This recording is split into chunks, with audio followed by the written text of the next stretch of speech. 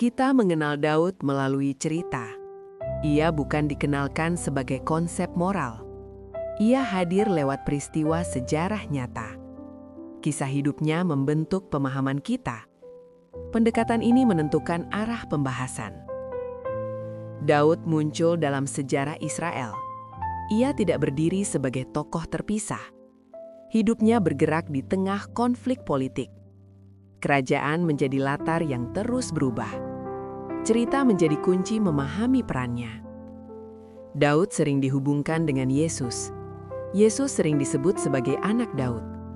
Hubungan ini muncul dalam alur cerita. Keduanya dikenal lewat kisah yang berkembang. Identitas mereka terlihat dari tindakan nyata. Keterkaitan itu bersifat naratif, bukan spekulatif. Polanya tampak dalam kesinambungan sejarah. Ada anggapan Daud hanya simbol teologis. Pandangan itu perlu disederhanakan. Ia pertama-tama tokoh sejarah Israel. Kisahnya memiliki urutan dan ketegangan nyata. Konteks awalnya tidak boleh diabaikan. Menurut tradisi saat itu, cerita menjaga ingatan. Sejarah disampaikan lewat kisah keluarga dan bangsa. Pola ini membentuk cara memahami kepemimpinan. Cerita menjadi alat belajar bersama. Kerangka ini juga terlihat pada Yesus. Tanpa cerita, tokoh menjadi abstrak. Dengan cerita, tokoh terikat pada peristiwa. Daud bertindak dalam tekanan nyata. Yesus juga hadir dalam sejarah konkret. Keduanya dipahami melalui alur kehidupan.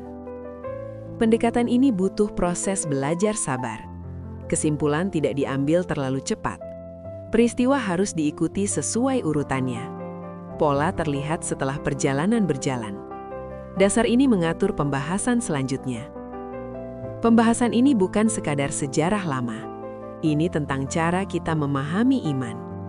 Tokoh besar tidak lahir dari ruang kosong. Mereka bertumbuh dalam situasi nyata. Mereka mengambil keputusan di bawah tekanan. Kesalahan dan keberanian berjalan berdampingan. Daud bukan tokoh tanpa konflik.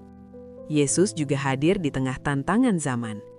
Keduanya menunjukkan proses, bukan hasil instan. Kisah mereka memberi pola pikir. Iman tidak dilepas dari kenyataan hidup. Iman justru diuji dalam sejarah. Karena itu, kita membaca dengan sabar. Kita belajar melihat sebelum menilai. Kita mengikuti alur sebelum menyimpulkan. Dari sana, makna menjadi lebih utuh. Dan kisah itu mulai berbicara pada hidup kita. Ini baru langkah awal perjalanan. Kita sedang membuka pintu kisah besar. Masih ada bagian-bagian yang menunggu dipahami. Setiap tahap akan menambah gambaran utuh.